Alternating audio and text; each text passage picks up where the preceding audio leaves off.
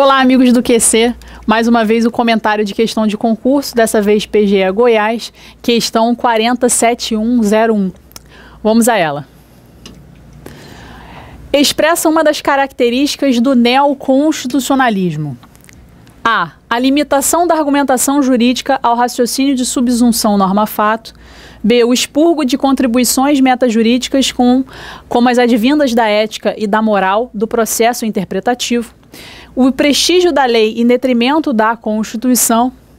O declínio da importância do Poder Judiciário quando comparado com as funções assumidas pelos demais poderes. Ou, letra E, reconhecimento da força normativa e dos princípios constitucionais.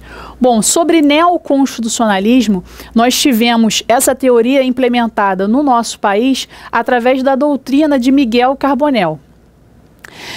Tiveram várias visões jurídicas acerca do que seria o neoconstitucionalismo. Mas para entender esse tema, nós temos que verificar o contexto histórico em que o neoconstitucionalismo existiu. Bom, nós tivemos no absolutismo a força do monarca era tal que não existia qualquer tipo de proteção aos direitos dos cidadãos. Então, com o fim do absolutismo e a implantação do constitucionalismo liberal, nós tivemos a necessidade de frear o poder daquela autoridade e implementar direitos que deveriam ser observados, direitos que seriam inerentes àqueles indivíduos. Esse tipo de constitucionalismo foi implantado através das declarações da Virgínia, lá nos Estados Unidos, e dos direitos do homem e do cidadão durante a Revolução Francesa. Mas ainda não se atribuía uma força normativa à Constituição. Não haveria um documento com força normativa.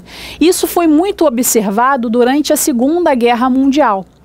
Naquela época, nós tínhamos uma visão legicêntrica, ou seja, tudo que fundamentava os atos do poder público era com base naquelas leis, porque a própria Constituição de cada um daqueles países não tinha qualquer tipo de força normativa. Então, a necessidade de se observar, de dar força a determinados direitos fundamentais, a determinados princípios constitucionais, a própria Constituição deveria ser observado, deveria passar a ser observado. Isso porque verificou-se, no caso, que as maiorias políticas dos parlamentos poderiam acumpliciar-se com a barbárie, como aconteceu com o nazismo. Então, essa necessidade de observância da força normativa da Constituição, que garantiria direitos fundamentais e princípios constitucionais que deveriam ser observados pelo legislador e pelo poder público, acabou culminando no que a doutrina passou a chamar como neoconstitucionalismo.